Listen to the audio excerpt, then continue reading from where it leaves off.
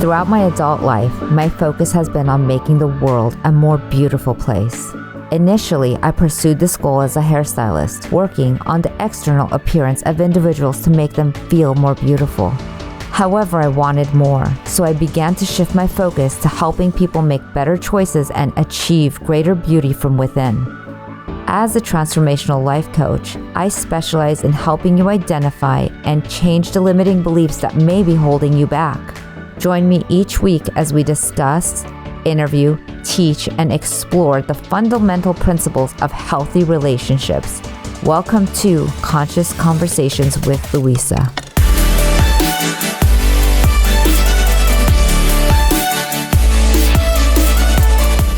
In today's episode of Conscious Conversations with Louisa, I'm speaking with Laquita Parks. Welcome, everyone, and this is Conscious Conversations with Louisa. So I am super excited to have David highlight Laquita Parks, and then we will get the show rolling from there. David. Well, thank you, Louisa. Laquita is the founder and CEO of PayProV Publishing Company and a Failure to Communicate LLC, as well as a relationship communications coach, writing coach, and mentor with passion for people and their well-being. She is also the host of her own podcast, My Heart on Pages, and the host of The Power of Your Story radio show.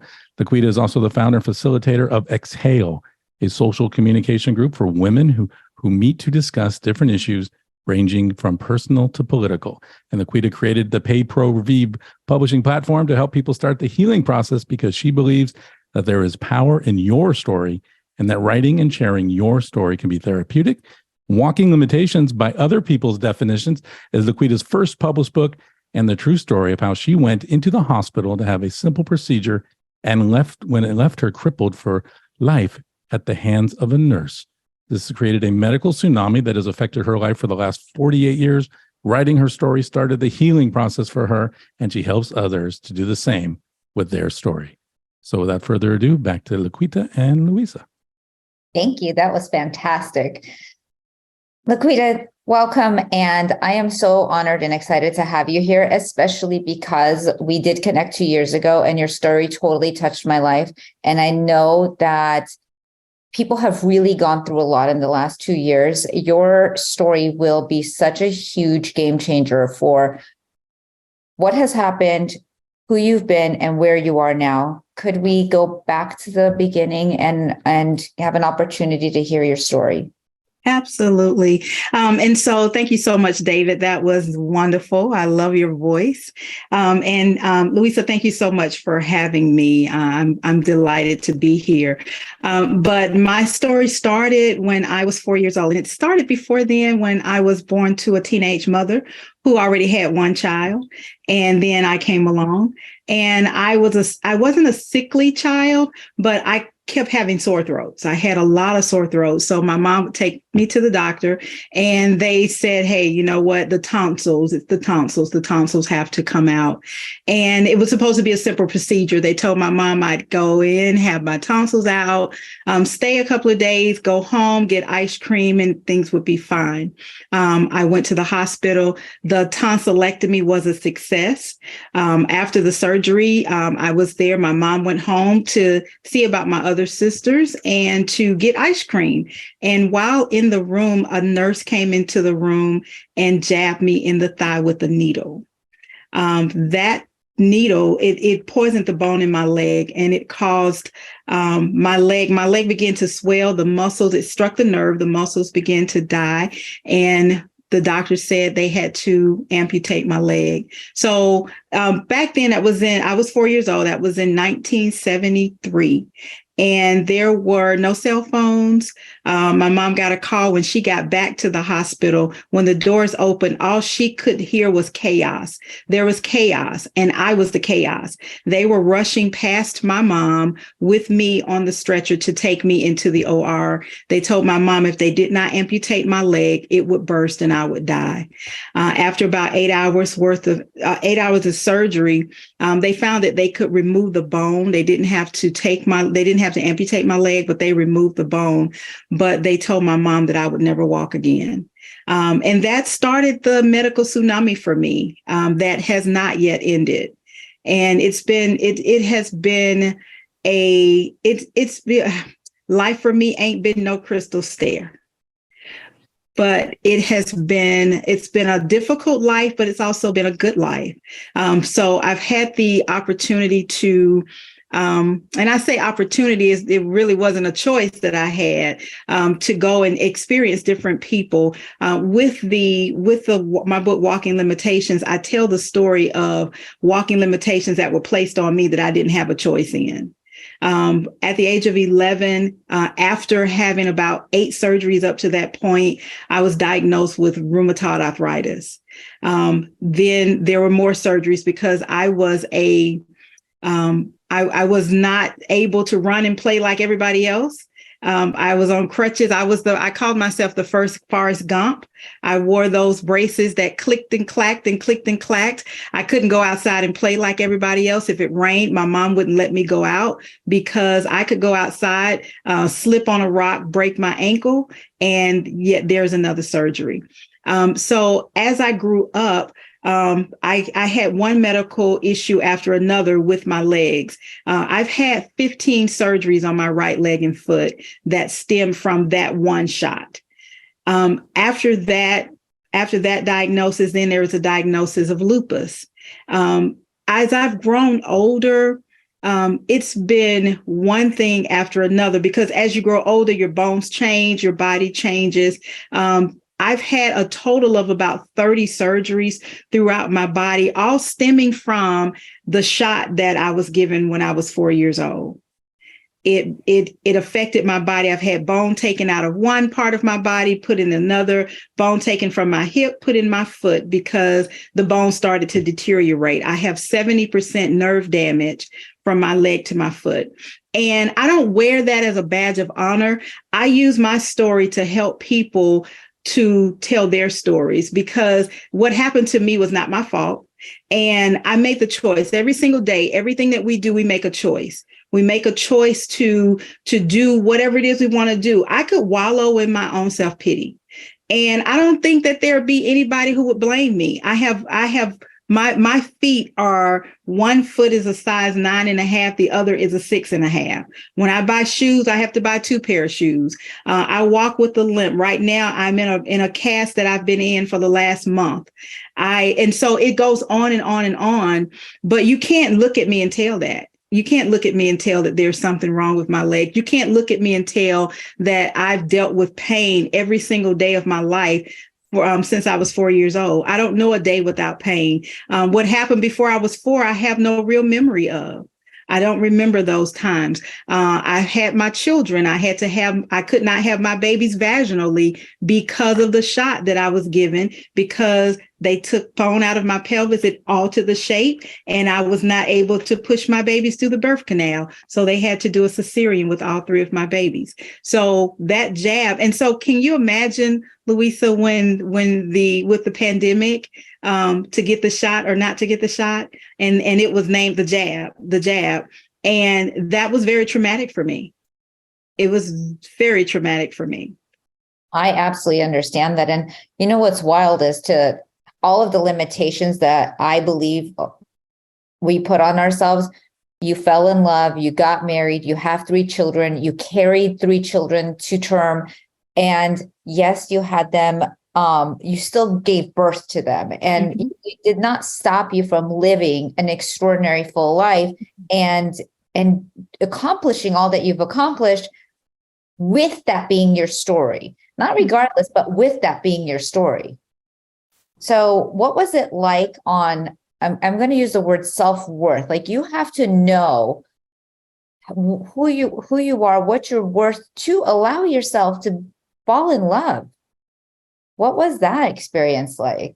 Well, I was young, and I was always, because of everything that I went through, I was considered I was the crippled child. So I was very shy. I was very quiet. I didn't want anybody to see me. I did everything that I could to not be seen. And with that being said, I had very, very low self-esteem. So I migrated to the person who gave me the attention, who made me feel special, who said they loved me. And I was immature. He was immature. And so we kind of found each other. We got married. We had children. And then there was the fallout. It was a very difficult, rocky marriage. I did what I thought the right thing was to do. I got married and I tried very hard to raise my children and to keep a marriage. I didn't know how to be a wife. I did what I thought I was supposed to do. And in the midst of it, my husband at the time, he's my ex-husband now, he needed to do a lot of growing up. He didn't know how to be a husband. I was 19. He was 22 when we got married and trying to put a family together. In the midst of that, I'm still going through my struggles, still having to go to the doctor about my legs.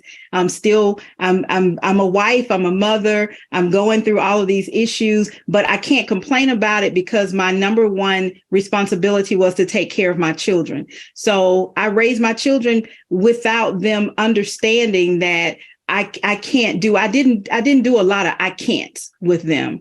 I didn't let them see a lot of the weak part, even though I considered myself to be the weakest link.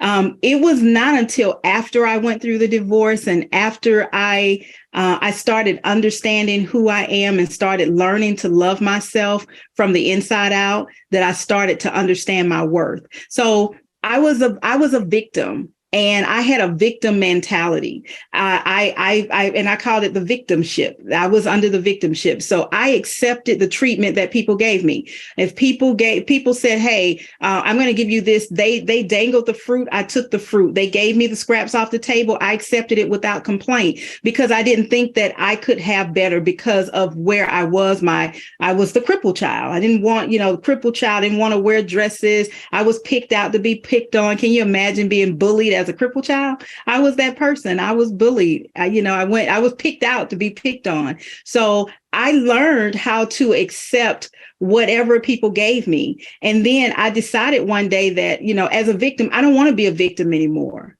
And so I made the choice, and it took a while. I went back to school. I didn't even go to college at first because I felt like I wasn't college material. And although my family loved me, they didn't push me. Because I was the weakest link. I was a weak child. They didn't want to push me. They didn't want to upset me. So they didn't. And so when I said, I'm not going to college because I don't think I'm college material, I didn't get any pushback. They were like, okay, my sister, oh, no, you're going to college. And she did. But I didn't get pushback. It was like, okay, you don't have to. But they never said, well, what do you want to do? And I didn't know. So when here's this man that came along and he made me feel special, and that's who I migrated to. So after that, I had to learn how to love myself from the inside out. So I went back to school. After 20 years, I went back to school. I had gone through a divorce at that time. And I started, looking at my children and started thinking, I'm putting these limitations on them. And I don't want to put those limitations on them. So I started going through and said, okay, you know what? I'm going to go back to school. So I sat my children down and I said, hey, I'm going back to school. So we're going to all be in school at the same time. So you guys are going to be in school and I'm going to be at school. Now, I don't know if they like that because then the expectations changed. If I can go to school and work a full-time job and be on the dean's list, then surely you can bring in A's and B's. I wouldn't accept anything less. And they were like, oh, and when I would bring my report card home, I was like, okay, here you go. I'm on the dean's list. Well, let me see yours. So I started changing my mindset and the expectations became different. I no longer, I became the leader and not the follower. I became the leader in the classroom. When I went back to college after 20 years and adult learning, if you're familiar with adult learning programs, they choose teams and then you choose whose team you want to be on. When it came to pick a team, I didn't pick a team. I put my name on the board alone and I sat down, and then the people who remained on the team with me, they saw where I put my name and they said, hey, I was watching you and I wanted to be wherever you were. So I realized, you know what? I'm a leader. I'm not a follower. And I started I started having different expectations of myself. I started thinking, okay, I'm not a victim. I'm not a victim. When you behave like a victim, people treat you like a victim. And so I'm like, I'm not a victim. And so I started changing my mindset. I started changing the way that I thought about myself and what I accepted. So I started saying, no, I don't want to accept that. And I started showing people that who I am and who I trained myself to be. And then I got baptized into Christ. And that just took over a whole new meaning, because then I found that I was worthy in the eyes of God, and I didn't have to accept the crumbs from the table. I didn't have to accept how people treated me. I didn't have to be the doormat and people walked over me. And so I'm still a very open, very caring person, but I'm no longer a doormat. And I treat myself differently, and I have expectations of myself. And so people treat me differently now. You know, they don't throw me the scraps on the table, because they don't even go. It's like, okay, she's not going to even fall for that. Let's not even go there. We're not going to go there with her, you know. And then there are those who are like, you know, what's wrong with you? You have an attitude, you changed. And no, I haven't changed. It's that I no longer accept for you to treat me how you think I should be treated. So, and I speak up. I no longer stay silent. If I'm silent, it's because I'm processing. I do a lot of processing. And if it does not mesh well with who I am, and if it's someone trying to pull me back to who I used to be, it doesn't work. It does not work. Right. Once you've done enough work, it's not even in alignment to where you're at. So it doesn't show up in our space anymore. And if it does, it doesn't last, because it's not, you're right, it's not who you are anymore. It's not, but the work is so magnificent. How did your story of writing your story come about? Like, when did that go, I'm going to write my story, and then you start publishing yours and other people's stories? Yes. Well, I never set out to write. Being an author or writer, that was never my story. That was never something I said I wanted to be. I used to want to be a singer, and I didn't get pushed into it. And I wonder if my family would have said, okay, go for it, I wonder how far I would have gotten. But I decided I started a mentoring program. I had 3 children, 2 daughters, a son, and I was going to be their role model. I didn't want my children seeking role models outside of home. So my children saw a strong mother. They saw one who was a good disciplinary. I was fair. I didn't curse them. You know, I didn't do all those things. And I wanted to be their role model. And as I was working with them, I started doing coaching with communication coaching, because that was where I lacked. I didn't speak up for myself. And I started seeing that there were people who were not speaking up for themselves. So I started working with them, and I would take my children as my, you know how we take our children as our free labor. And so I would take my children as my free labor. And one day my daughter said, can you do one of these for my friends and I? And I said, one of what? Can you do like one of these coaching programs that you do for, adults, for my friends and I? And I said, okay. So I sat them down, and I sat her down and said, well, what do you want to see?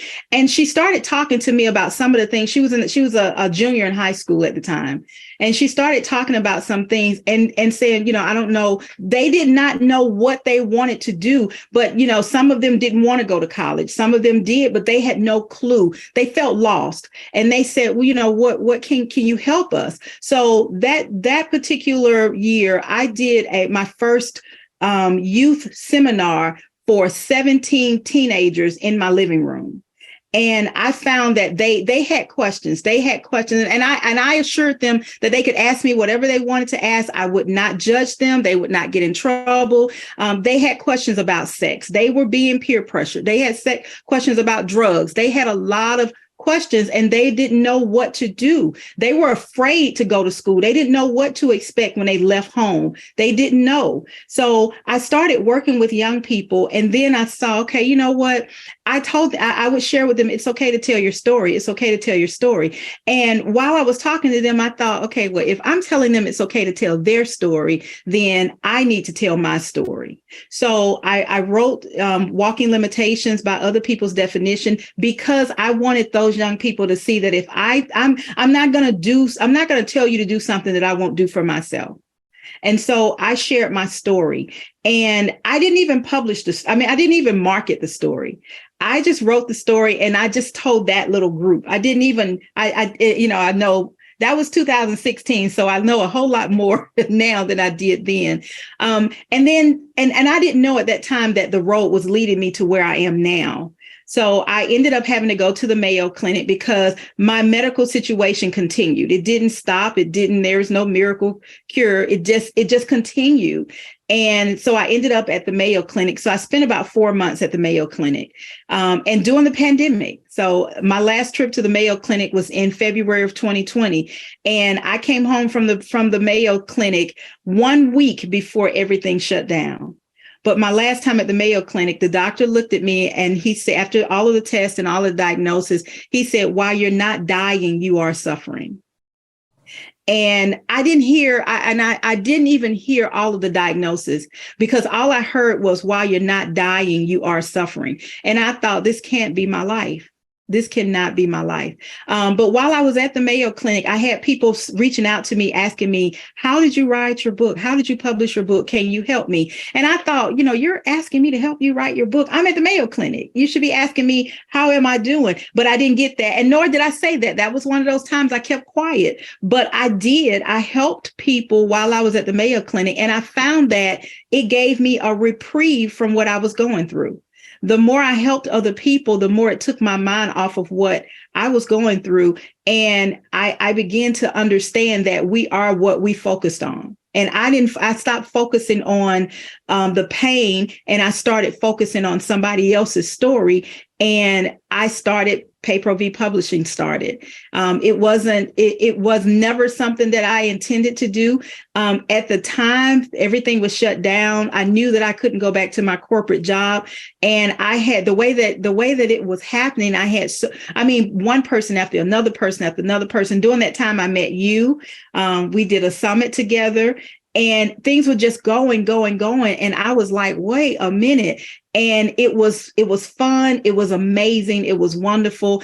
And I began to help people take their stories from a thought to a realization. And that was in 2020. And since that time, I've published over 100 books. I've helped hundreds of people, including 8 anthologies that I've not been in, but I've published, and working with youth. And now I've incorporated publishing with my mentoring program, a Failure to Communicate mentoring program. I work with young people, and the power of your story. I'm all about the story. There is truly power in your story. I've seen grown men cry. I've had grown men come and cry because they were able to tell their stories. I've worked with everybody from men who've been in prison for 30 years who have told their stories and they're doing well, to a 109-year-old woman who just passed last year, whose story, How to Live Well Past 109. I had an opportunity to meet her and interview her, and including some, children's books of my own and memoirs, just an array of books and projects. And that has led to me, for the first time in January of this year, I named the hospital that was responsible for my leg. And I never named Grady Memorial Hospital in Atlanta, Georgia before. That was the first time in my life that I ever mentioned the hospital. And when I tell you, there was a lot of anxiety. There was a press release done. There was a lot of anxiety.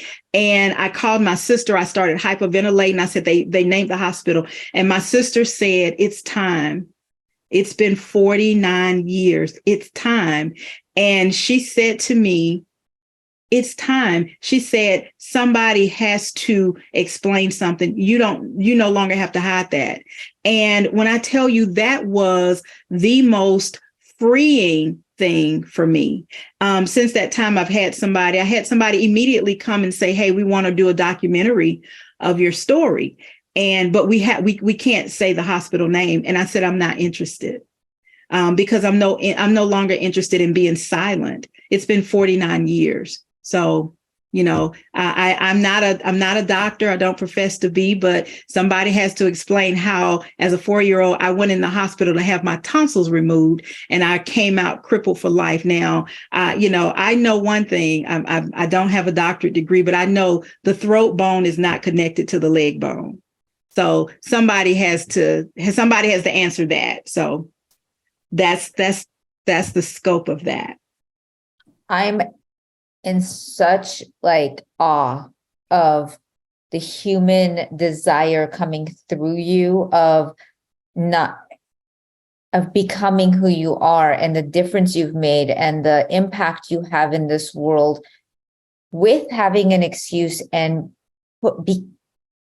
becoming you, and how you've held space for the world to transform in that space. It's one of the reasons I really wanted you back, because I just know how many people, whether it is here or whether it is physical, that we have the limitations of I can't do this because I don't feel well, because everything hurts because, and it's and yes, you can.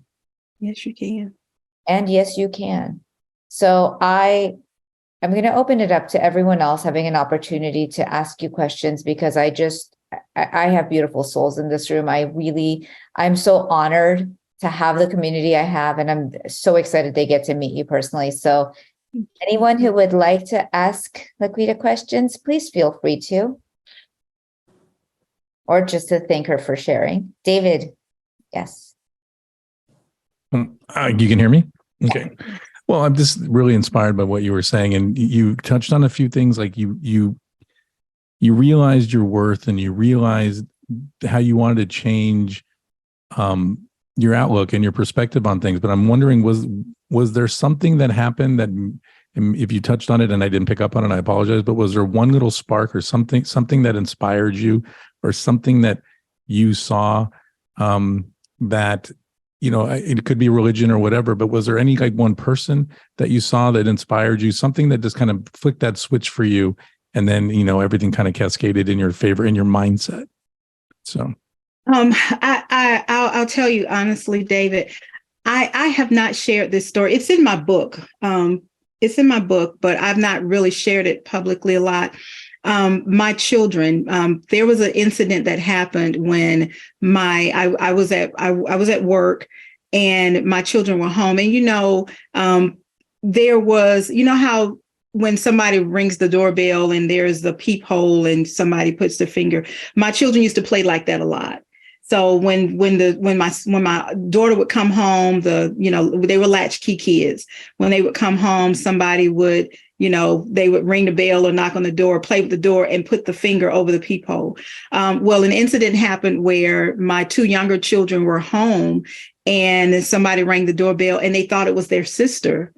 And because they had the finger over the door, and they opened the door, and it was 2 boys with a gun. And they came in, and they wanted money. Well, they were children; they didn't have money, and so my younger children were home, and they put the gun up to my son, and my son had his baby sister, behind him, and they hit him with the gun. And they realized there was no money, and they ran out. Thank God they ran out. My son called me, and he was just as you would expect. He was just in a mess. I rushed home, got home with, I don't know, I broke all traffic lights. When I got home, of course, the police was called. I had the neighbor call the police. When I got home, the children were okay. But the police told me that my children, my son and my daughter, they said that they were able to articulate what happened.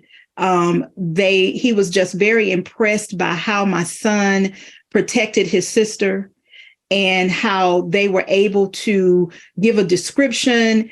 And he was just very complimentary of them in the midst of all of the trauma that they were going through. My son kept it together until I got home, and privately, he said to me, he was sorry that he felt like he didn't do enough to protect his sister. That for me, I felt like he was, my son was in middle school at the time. And I felt like if this kid can have this much strength and they're looking to me, and as I'm falling apart, I had to do something better than what I was doing. They couldn't see broken. And to this very day, my children are very close, and they don't even, if I say something's wrong or I'm hurting, they're like, Mama's fine. Mama, you're fine, because they see me as strong and I see them as strong. My son has been through a lot. And we went to therapy. I believe in therapy. There are some people who don't believe in therapy, but I took my son to therapy because he had guilt, because he felt like he didn't do enough to protect his sister, but he did. He did. And so that was my strength, David. That was my strength in knowing that it could have been so different. It could have been so different. So I hope I answered your question. You did. Thank you. Thank you. Thank you. Wow. That sentence of "it could have been so different," that hits home for me. How much happens in a day that we just kind of take it for face value versus like really seeing it could have been so different and doing something about it. Yes. Anyone else? Joe, unmute, please. You got to unmute. Joe, you're muted.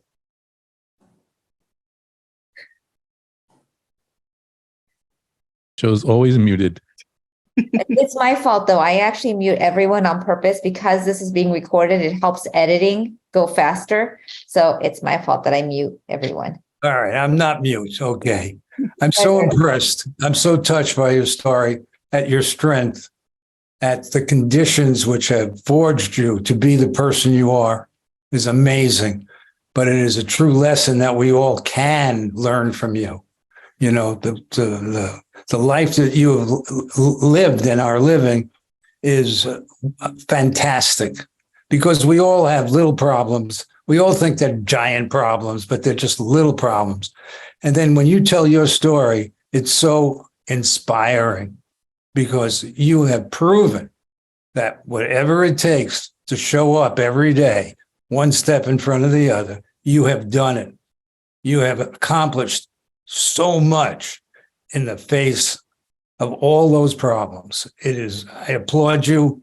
It touches me. And I thank you for your story. Thank you. I appreciate that. Thank you so much. Joe, now you see why I wanted Susan on. I thought it's so inspiring, because like we all can have parts of our body that hurt. And I was actually really inspired by your leadership of choosing yourself as the leader. When I was growing up and there was a team captains, I was terrified of playing any sport. So not only did I not choose myself as the team captain, I got somebody ended up with me on their team. Like I didn't even get chosen. So somebody ended up, because I was like, the ball is coming, right? And so I grew up thinking I was that girl. That girl does not host masterminds. That girl does not choose herself as a leader. The girl does not do much. And it didn't define who I ended up growing up to be. You know what I mean? Like, just because I didn't see myself as the team captain then, and just because I had all of the how I ended up on someone's team, didn't mean that was my sentence for life. So I love the fact that whatever happened is reality. It happened. And yet you get to still choose who you become.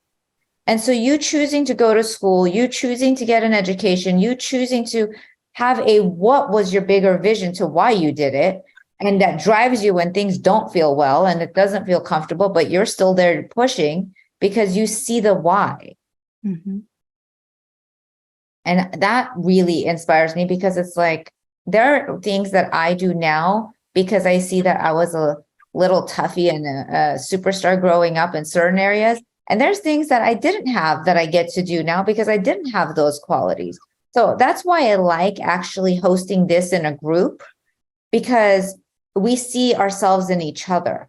Like people hear your story and go, she could do it, I could do it. Right? Like you hear yourself in someone else's story. And I love having superpowers near me because those superpowers you see yourself in and you're like, I could see I'm very capable of that. Mm-hmm. You know, if you're in the hospital and people are asking you for books, they're just saying, thank you for being a superpower. Like I can see that now. That's very true.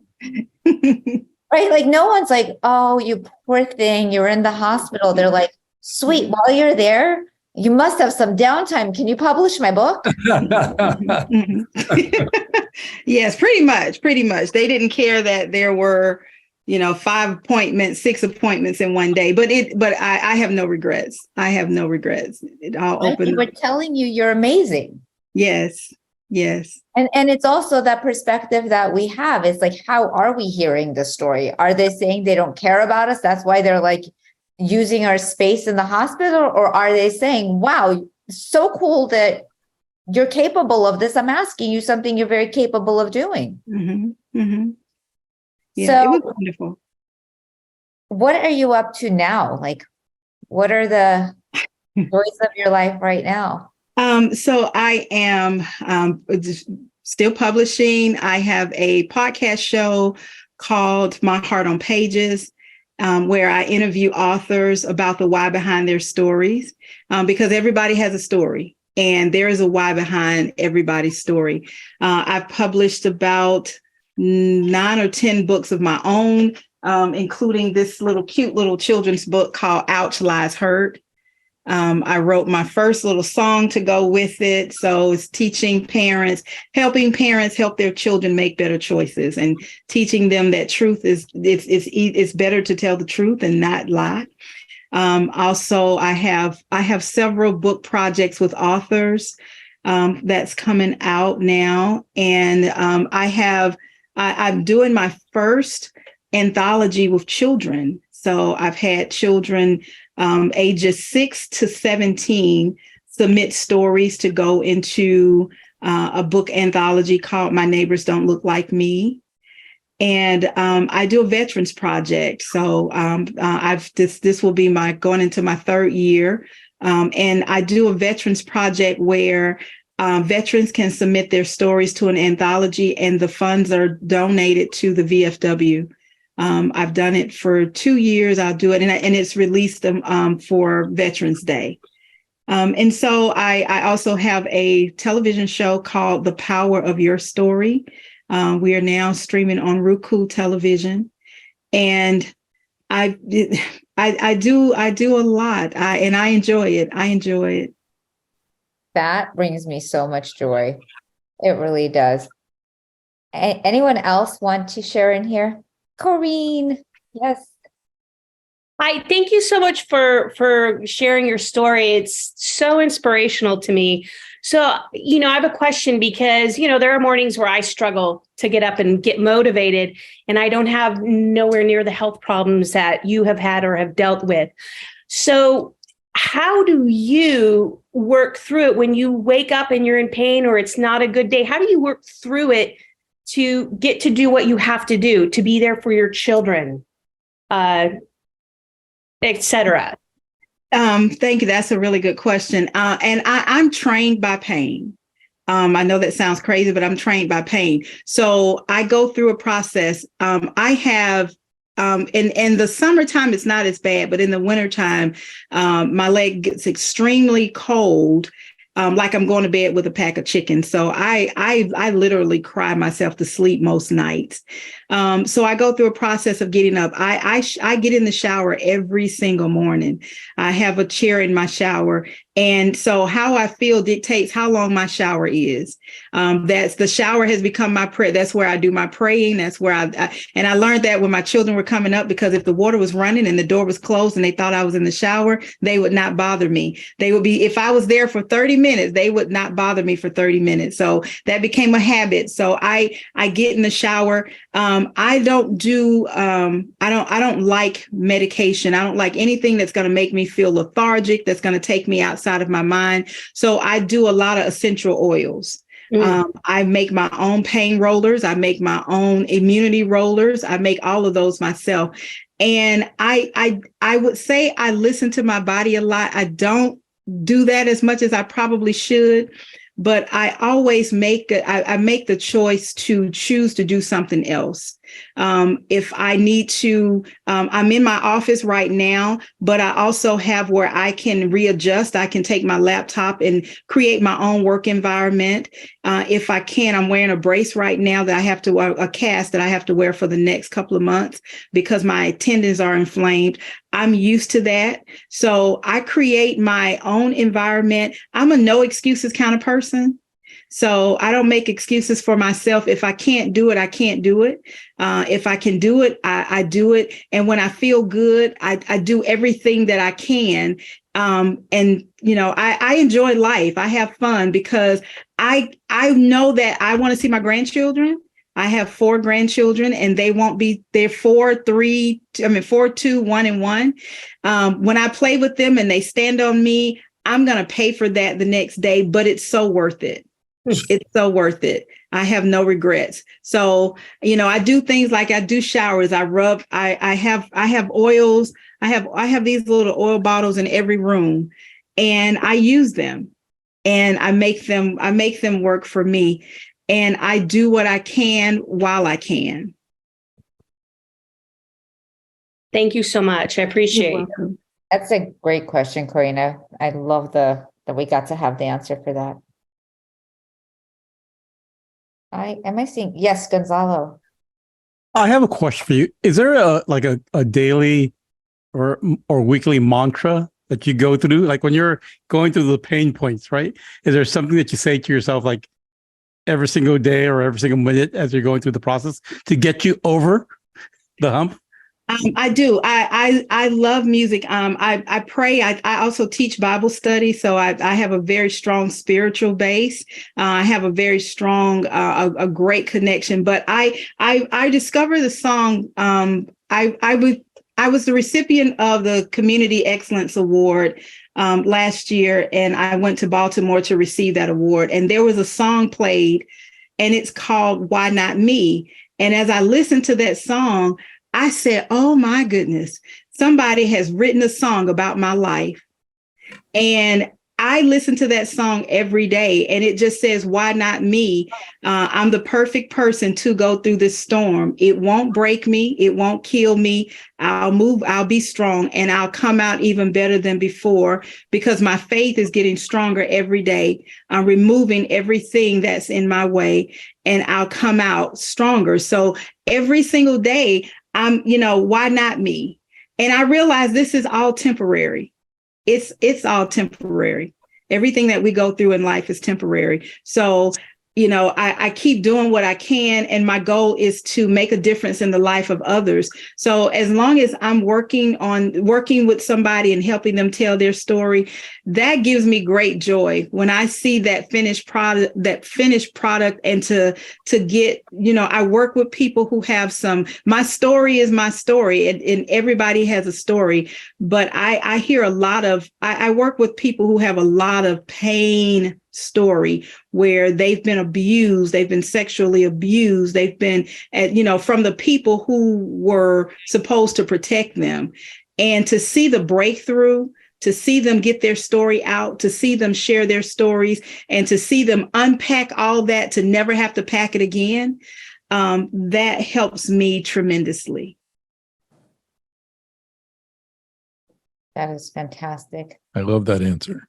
Yeah, thank you, Gonzalo. One of the things I was curious about, how did this impact your relationship with your mom? Like, did you have I'm guessing as a mom, I would have felt really guilty having left for a minute, knowing I was still taking care of children, but then what that would have caused between the two of you guys as she was raising you, how did you felt as a child, how she felt as your mother raising you? No, my mom passed away 14 years ago, and I wish I would have known to ask the questions that I have now then. But I remember my mom was a teenage mother. She was 16 when she had me, and I was the second child. So by the time my mom was 9, by the time this happened to me, my mom had 3 children. And so she left me there with a family member. So she didn't leave me alone. But I think that in a lot of ways, and I talk about in the book, and it's Walking Limitations. So you can get the book where you see what my mom did to the nurse. But it was, yeah. I'd like to hear that. Yes. So there was an incident where my mom shot at the nurse in the hospital. So, but I believe my mom did, and I'm sure she did. She carried some guilt, not because she left me or anything like that. My mom worked, and there was never any admission of guilt. There was never any compensation. So never, ever. No, I'm sorry. So I'm continually paying for this physically, financially, emotionally for the rest of my life. So my mom was a Medicaid recipient. And there was a law that said if you were a Medicaid recipient, you were considered a charity patient. And so basically you couldn't sue the hospital because I was considered a charity patient. But my mom never drove. She never owned a car, never drove. And I never, ever missed a doctor's appointment. Where people have chores, you have your chore chart on the refrigerator.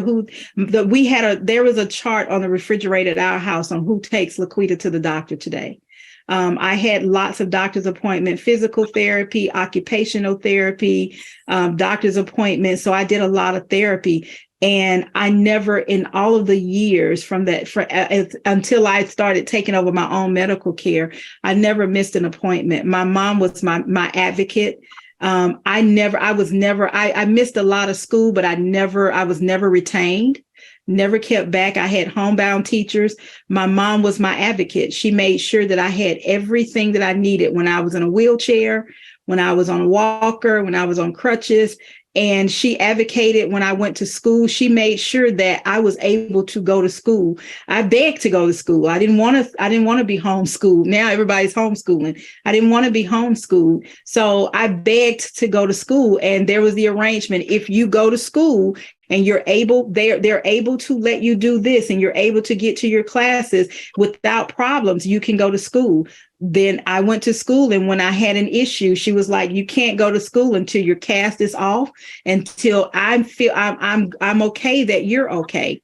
So, but the one thing my mom never did, they didn't push me to go to college, but I was also not a spoiled child either. They did not play that. They were like, "No, you're not going to be spoiled. You're not going to be a whiner. You're not going to be throwing tantrums." So they did not accept that behavior from me.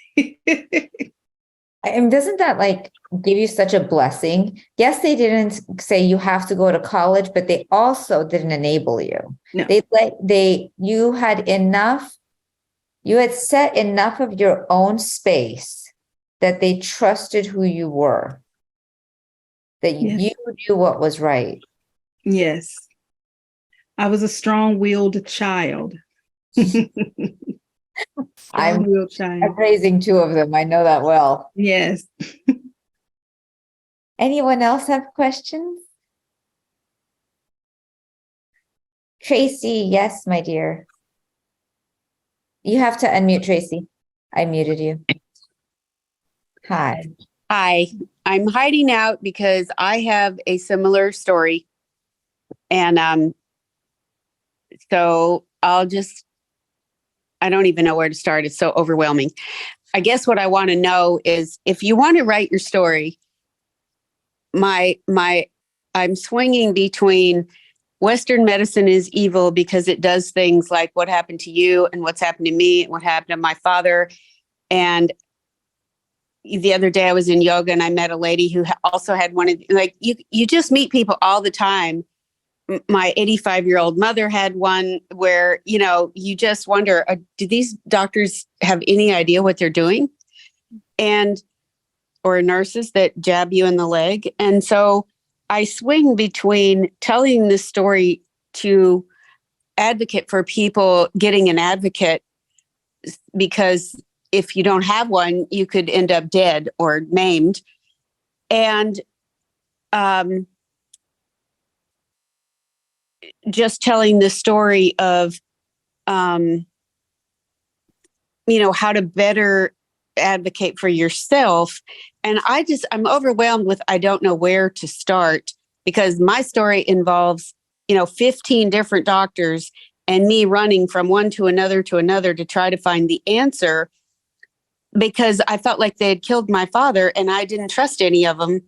And it turns out that, in this particular, what I had going on, I actually needed Western medicine to help me, because there may not have been an alternative solution, but I ended up legally blind in this eye, and I never want to be on camera because I've had brain surgery. And so I have divots in my forehead on both sides.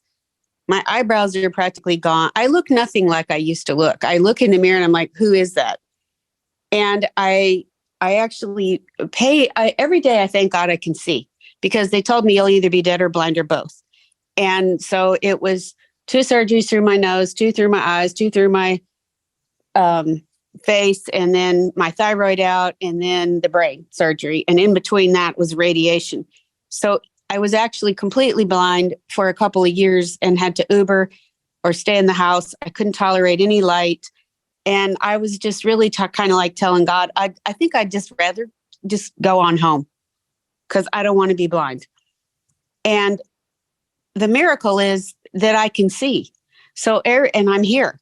So every time I get upset about some little piddly crap, like what I look like in the mirror, I remind myself, oh yeah, I was begging God, if I look like a monster, that'll be fine. Just don't let me be blind, Mm-hmm. So I just feel like, first of all, I'm completely inspired by what an overcomer you are. Like, thank you. Amazing and beautiful and so remarkable, the human spirit, and how all of these doors just kept opening for you to walk through to make miracles for other people, for children, for teenagers, and for book people that are trying to get the word out. And I just get myself so wound up in trying to get sorted out that I don't know where to start.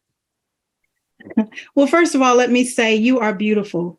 I wouldn't have known any of that before unless you pointed it out, and I still can't tell.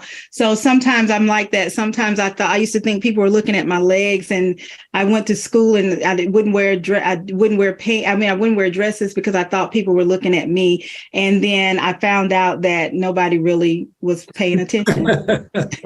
It was me. I almost flunked out of class because I wouldn't wear a dress because I thought people were looking and nobody was paying attention. It was me. So we're our own worst critics. But you're beautiful. And I don't say that lightly. I mean that you are. As far as starting your story, I typically with my clients, I typically ask 3 questions. And you don't have to answer these, but you can think about them. Question number 1, who's your audience? No, question number 1 is, why are you writing a book? Why do you want to write a book? Why do you want to write a book? Why would I care about your story? Question number 2, who are you writing that story to? Who's your audience? Who is going to best benefit from your story? And number 3, what's your anticipated outcome after you write your book? What do you hope to happen as a result of writing the book? Once you answer those questions, then start with an outline. Think about what are the important aspects you want to relay to people. We have the tendency to want to write about our whole life. And we can't write our whole life in one book. You can write multiple books, but you think about what you want to write about, what specific do you want to write about, and create an outline and write from the outline. Everybody doesn't use an outline. I do, because it helps me keep my thoughts organized.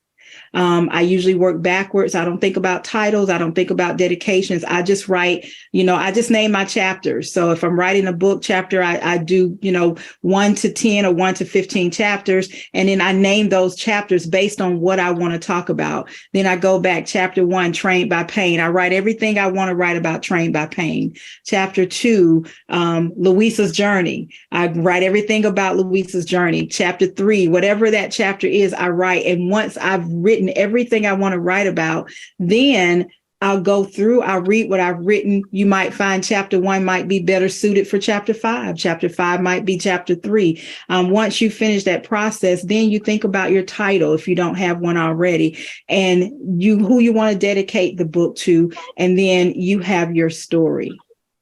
So think about what aspect you want to write about. If you want to write about your dad and the process that he went through, write about everything pertaining to that. If you want to write about your story and your surgeries and what led you to this point, when I look in a mirror, what do I see? Who is this woman? I don't recognize her.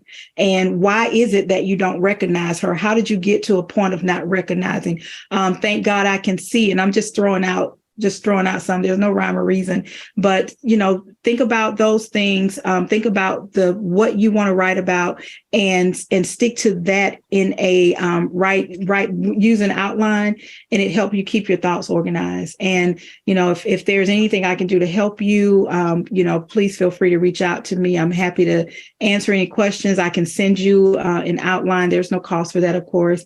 I can send you an outline and some tips that I use with my clients. And you can use it if it helps you. Great. Yeah, that's awesome. I never thought about just the 3 questions and I'm not a writer. So just what you just said is profound, because it does, just even listening, I could see myself starting to organize things better than I've been able, to do on my own. So thank you so much. I love that. And I don't know the answer to number 1 and 2, but number 3, the outcome I want is the doctors who didn't listen. I want them to understand, if you would just listen to your patients, it would make a huge difference. Like, I had so many doctors that I thought I had female hormone problems, and that wasn't it. It was, I had Graves' disease. It's a severe situation, and the half of 1%. It's a thyroid problem, but it goes into the eyeballs in some people. And no one ever communicated any of that to me, or the gravity of it. So, the outcome I would want was just to speak to the medical establishment about what it actually means to get over in the listening and be with someone and hear what they're saying, and then, do your homework to actually help that person versus just responding in a reactive, oh, here's a prescription, take this. Goodbye. Next. Wow. Yeah. Wow. Thank you so much. You're welcome. Thank you so much for sharing. One of the things that, because I've been co-writing for the last year, one of the things that helped me with my writing was asking myself the questions and then answering them, like just coming up with a whole bunch of questions. And then my answers became my chapter, because I was only writing a chapter in each book, but I'm like, it can't be that hard to write a chapter. Oh, yeah, it is. It was really hard to write a chapter.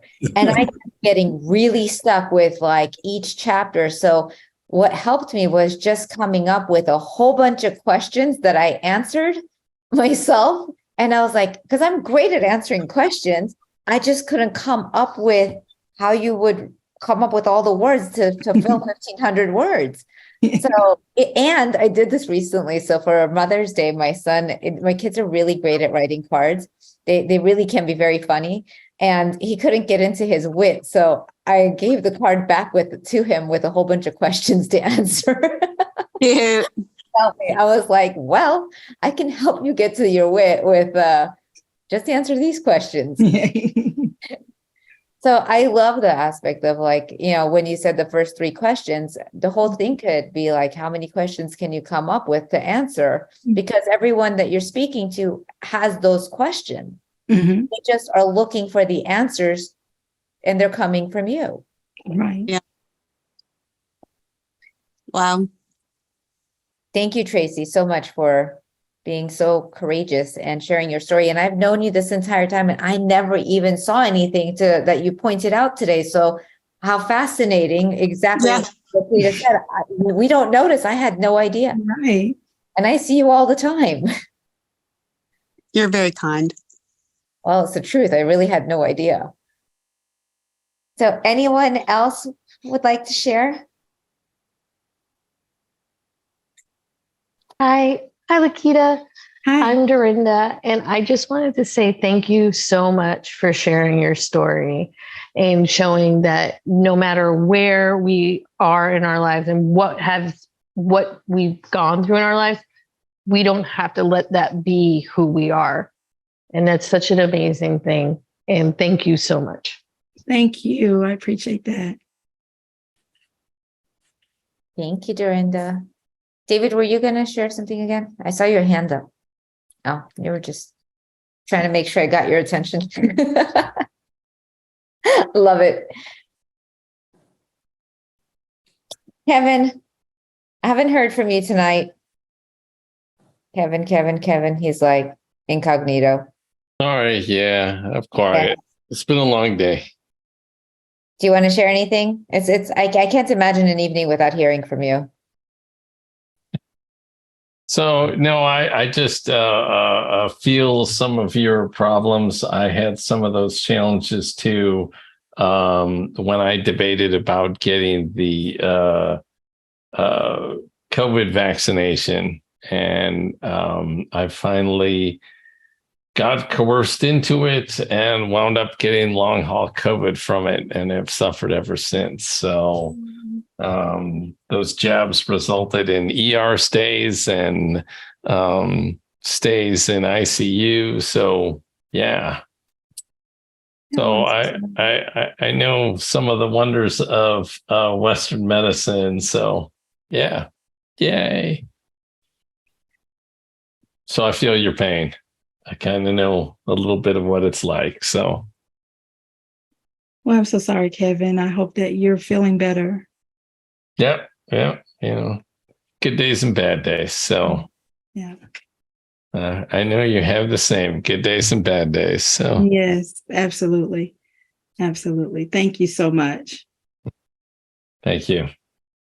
This is honestly like Laquita, when we had our talk two years ago, and I loved being on with you. I literally was like so inspired by your story. And then when I thought people were sharing that they were so inspired by your story, I'm like, how do I get to connect everyone together and to create a space where we do this together and share this journey where no one feels alone anymore. And one of the things that I learned on Saturday, which has been so uncomfortable for me, has been having this not be about me. So I have financially carried the space of hosting the event, sharing the email list, uploading it to YouTube, doing all the fun stuff. And I literally could not see how this was going to become something that was everybody participating. Because everyone who said there has to be a membership, there has to be this, there has to be that. And the class I took on Saturday, I kind of had this aha because of the way he was hosting it, of choosing it as a donation, choosing it as a participation monthly, and just opening it up to how people want to contribute and how people want to create the space for it. Because I realized I have been doing it in a way where it was really all about me supporting it. And I realized a lot of the ones that I've been participating in masterminds, it wasn't sustainable, and they all kind of gone away. And I have been holding this together because I love it so much, but I'm like, it's not a sustainable system. So one of the things I realized about the way you share and the way we all the powerful people in here has created a sustainable system. So instead of me coming up with a plan of creating that just by myself, I'm going to actually do what I learned on Saturday, is ask the group for how their ideas can come together and all of you guys can come together to create a way that this can continue growing where I'm not the only one funding it. So I'm open to suggestions to what can happen. I love the idea that I learned this on Saturday of like donations towards it, people committing to choose it as a monthly membership.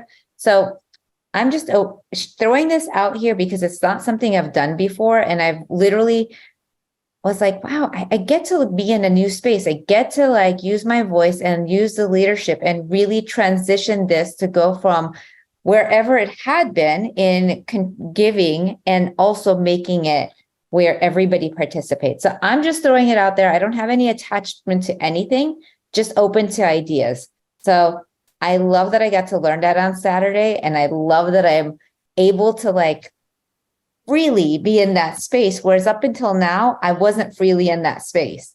So I love the newness and the growth and the opportunities that come from things not really being about me.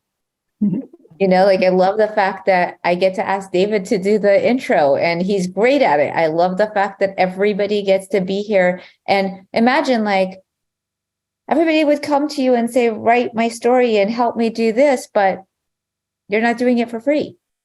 There's like a space there. So I really love, like, at what point did you go, this is a business? Like, it's not like, oh, I'm just really good at this. I could help everybody. There was a process. When I started, I was not, listen, honestly, the people who got published my first year, they basically got their book for free.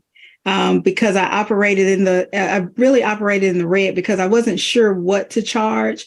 I struggled too because I was like, I was afraid that if I charged people, they wouldn't, they wouldn't want their book published. And until I did a lot of workshops and a lot of masterminds and a lot of classes and learning. And somebody said to me one day, you like to give, right? And I said, I do. So you could do more. How much can you do more with $1 or with $1 million? And I said, with $1 million, of course. And they started having me, I started thinking differently. And I had somebody else, I had all these little pockets of people saying these different things. And, people can say whatever they want to say, but if you don't buy into it, it doesn't matter. It just kind of falls on deaf ears. And so I started thinking, and I had one of and it was my Bible school, my Bible study teacher I said, I don't know how much to charge because I came from corporate America. And with my mentoring programs, I funded that myself. I did all that myself. And so I wasn't sure, what should I charge? I looked at what other people were doing. It's like, I haven't done this long enough. I had all these different, I don't want to charge this. I don't know. And then my Bible school teacher said, calculate how long it takes you to do the work and divide it out and see how much you're making. And I looked at the different genres. Of course, children's books are different than autobiographies. If there are pictures in books, that's a whole different animal. And I started calculating and the time that it took. And literally, I'm like, I was making less than minimum wages. And I said, okay, this is not right. And it was my only source of income. And I said, this isn't right. And so I had to change my prices. In 2 years, I changed my prices 3 times. And here's the thing. I was talking to somebody else. I had very little respect for that person because they turned out to be somebody that they were not. But the one thing that I took away from that was he said to me, you're not going to be able to sustain. You're going to end up having to get a job by June. I started the company in August of 2020, and they told me I was going to have to get a job by June of 2021. And they were just very, very negative with me. And I thought, wow. But the one thing they said is, if you don't do something different, you're going to have to change your prices.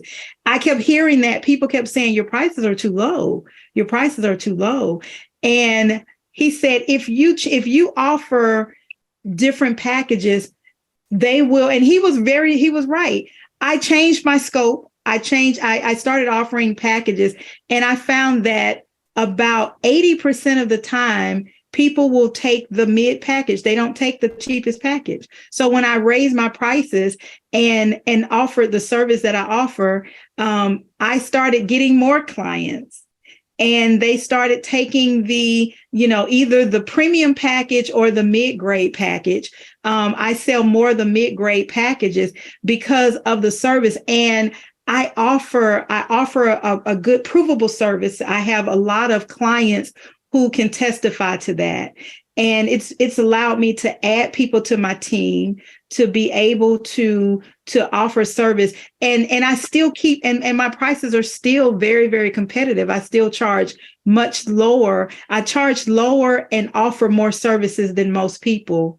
And so I had to look at it. And the one thing that I kept coming back was my worth. And here's the thing, where I was when I started, I was open to everybody's project. I was afraid to say, okay, I didn't really say a lot of no's.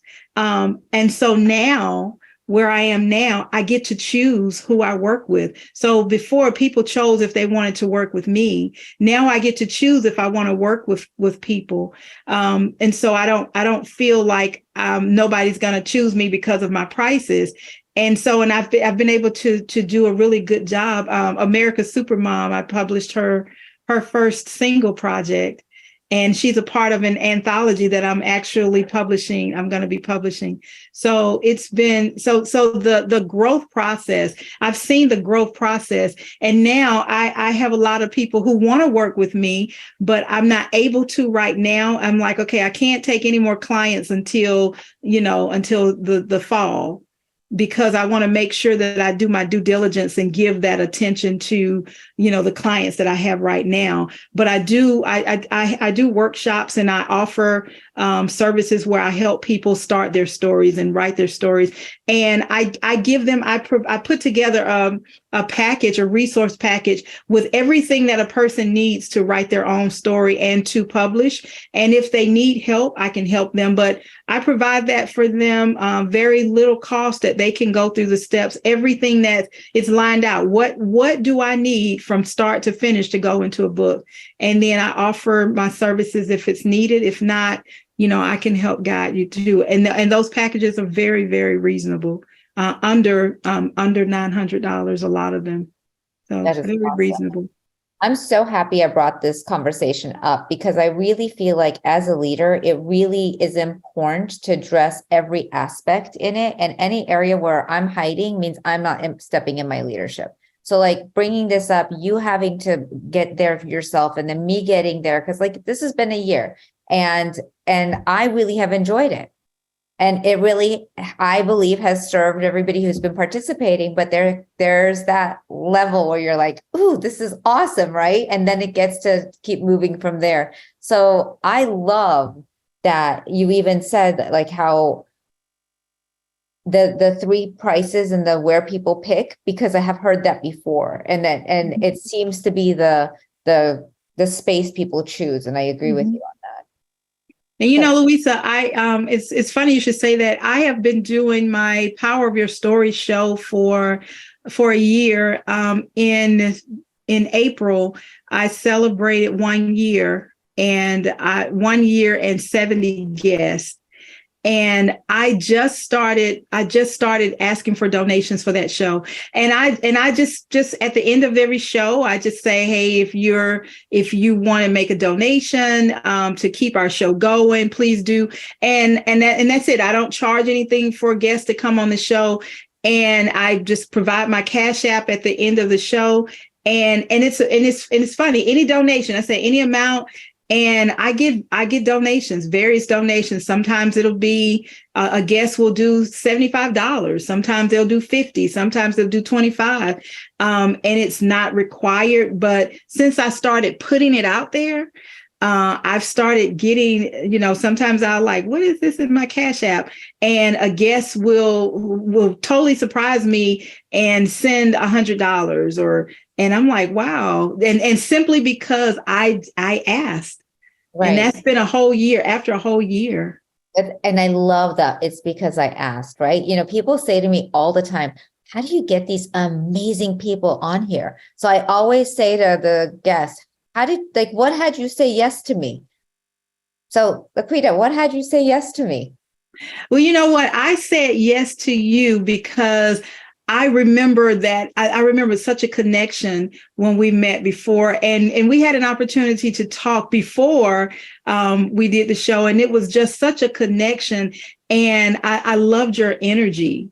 I did. And so when you asked me again, and I know my schedule was just getting together, being able to have some time to do that, I was excited. I was looking forward to it. I actually did an interview prior to this one, and I was saying, hey, I'm going to be speaking with Louisa, and I put the flyers out. And so that crew was like, wow, I've seen that. So I've gotten a lot of good feedback. So I said yes, because I remembered the energy, and I've been seeing some of the things that you've been doing.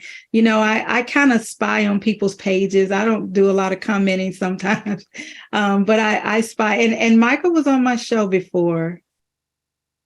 Yeah, so it was great. Well, I introduced Michael to America's Supermom, and I think he had interviewed her.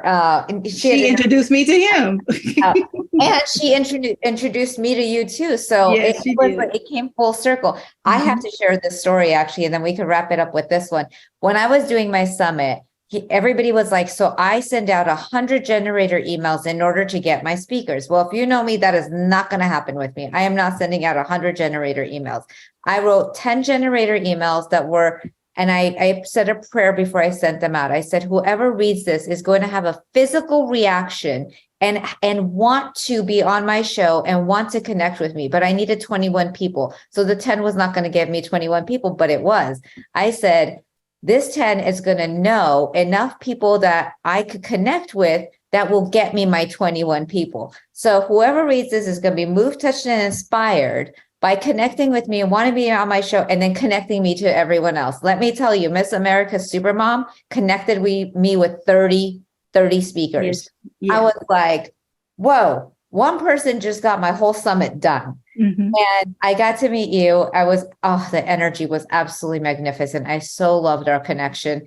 And I literally have now friends all over the world because of that experience. And then through us, you got to meet Michael, and then now everybody here gets to meet you. And I love what you said. Like, I asked, like when we ask. And so that one of the things I hadn't been doing with the whole financial aspect was asking. Mm-hmm. I just was like, it'll happen. And I will. I'm sorry, Louisa, your stretch goes further than you even know. I completed, in instance, 2 summits. She said yes to herself unapologetically.